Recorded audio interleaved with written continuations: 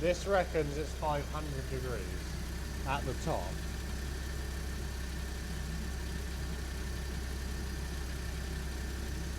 I think that's a bit warm.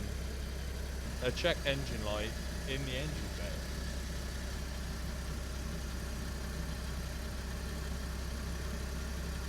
bay.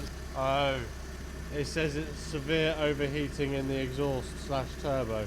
I don't think this has got a turbo. It runs really well. Runs lovely. So where this is so hot, normally engines run at about 90 degrees, like oil. Nah, oil's a bit warm. Exhaust, not that much, so we should probably cool it down. Drink up, little birdie. Let's check the temperature again. Oh, that's a bit better.